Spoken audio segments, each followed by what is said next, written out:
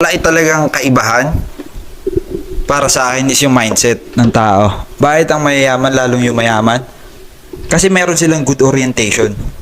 Meron silang basic moral values o good moral values.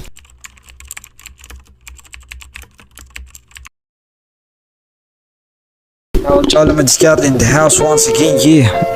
Now, based doon, regarding doon sa katanungan, bakit ang mayayaman ng lalong yumayaman at ang mahihirap lalo naghihirap dito sa Pinas? What I think is, yung nagtanong niyan tol, is based o ang hugot niyan men is tungkol doon sa mga nakikita nila sa lansangan eh.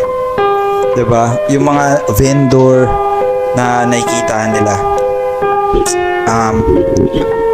Tungkol doon tol, ang malaki talagang kaibahan para sa akin is yung mindset ng tao. Bakit ang mayayaman lalong yung mayaman?